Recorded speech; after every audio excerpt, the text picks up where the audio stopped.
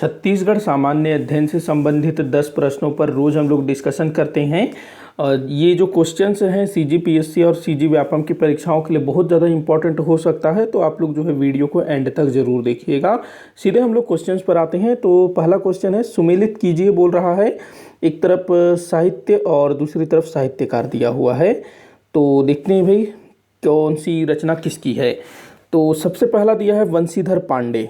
तो वंशीधर पांडे, इनकी रचना है हीरू के कहिनी, मतलब 2 आपका सबसे पहले आ जाएगा, हीरू के कहिनी।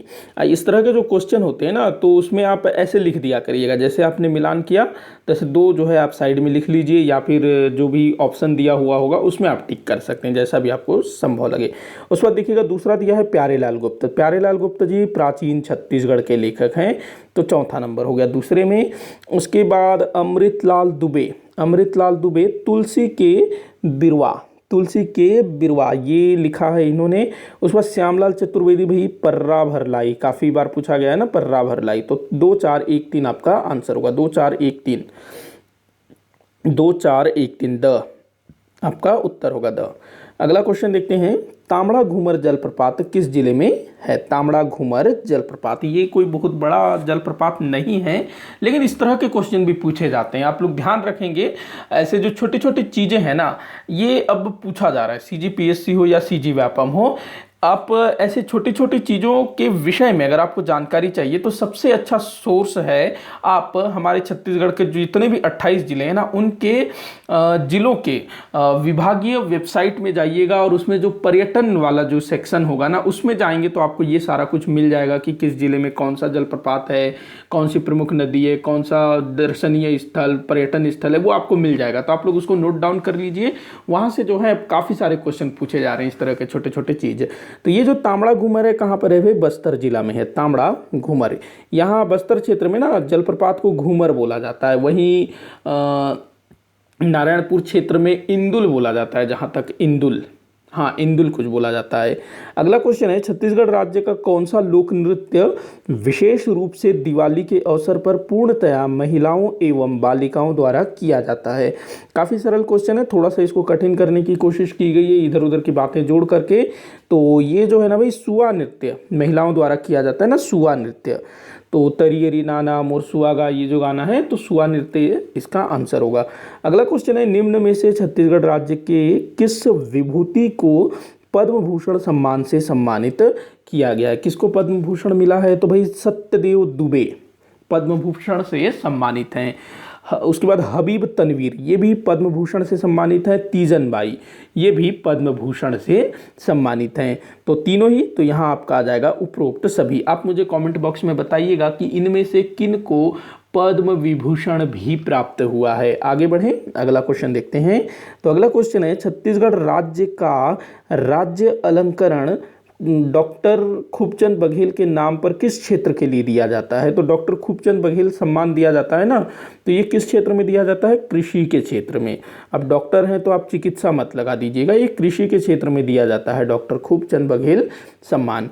अगला क्वेश्चन है, किन स्थानों पर चैत्र नवरात्रि का मेला लगता है। तो किन स्थानों पर चैत्र नवरात्रि, चैत्र मास में जो रामनवमी मनाया जाता है ना, तो उस टाइम पर हमारे छत्तीसगढ़ के विभिन्न स्थलों पर मेलों का आयोजन किया जाता है। तो कहाँ कहाँ पर मेले लगते हैं भाई, डोंगरगढ़ राजनांदगांव में माँ बमलेश्वरी का मंदिर है ना, तो यहाँ पर मेले का आयोजन होता है।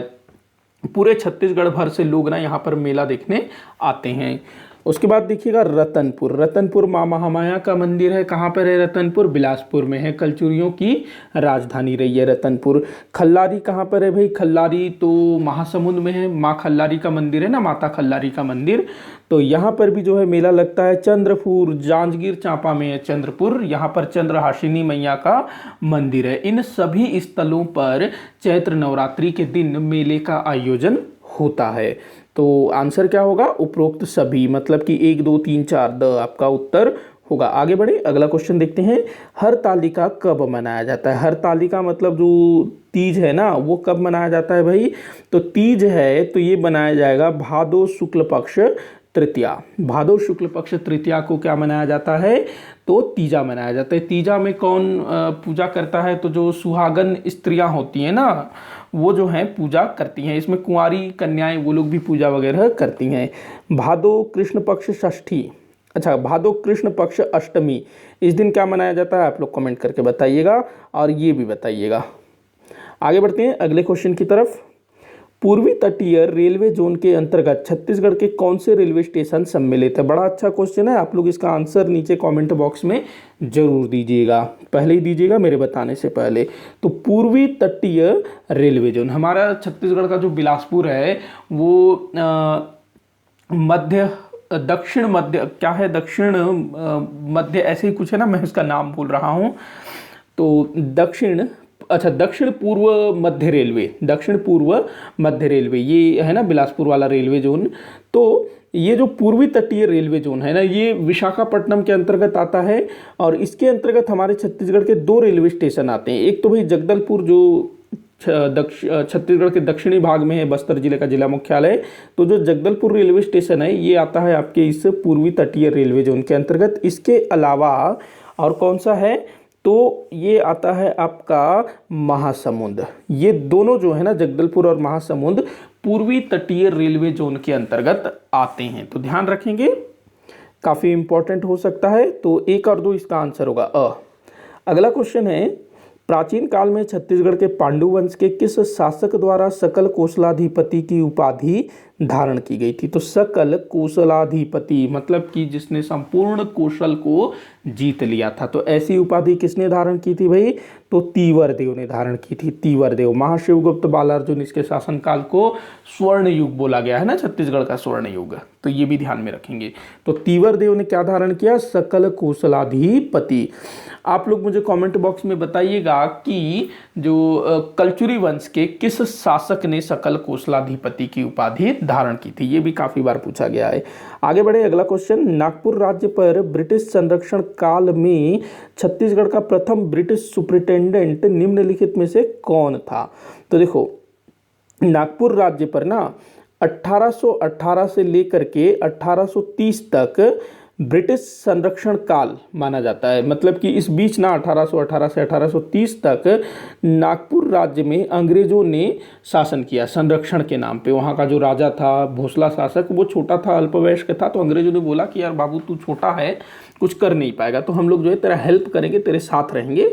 तो उसके हेल्प के लिए रहे। और भाई हमारा छत्तीसगढ़ भी मराठों के अधीन था, तो हमारे छत्तीसगढ़ पर भी अंग्रेजों ने जो है मराठों के माध्यम से अप्रत्यक्ष शासन किया। तो इस बीच अंग्रेजों ने क्या किया? छत्तीसगढ़ में ब्रिटिश अधीक्षकों की नियुक्ति की, ब्रिटिश सुपरिटेंडेंट। तो निम्नलिखित में से कौन पहला ब्रिटिश सुपरिटेंडेंट था? छत्तीसगढ़ का प्रथम ब्रिटिश सुपरिटेंडेंट कौन था भाई? कैप्टन एडमंड, 1818 में। और जल्दी ही इसकी डेथ हो गई थी, ज़्यादा लंबे समय तक नहीं जी पाया था। तो ये पहला था। उसके बाद कैप्टन एगन्यू आता है। अगला क्वेश्चन माफ़ी चाहूँगा, ये 10 क्वेश्चन यहाँ पर समाप्त होते हैं। आप लोग मुझे कमेंट बॉक्स के माध्यम से बताइएगा कि आपसे कितने क्वेश्चन सॉल्व हुए। किसी भी क्वेश्चन में कोई भी डाउट हो तो ज़रूर बताइएगा, ताकि मैं उसको सॉल्व कर सकूँ। वीडियो को आखिर तक देखने के लिए बहुत बहुत धन्यवाद।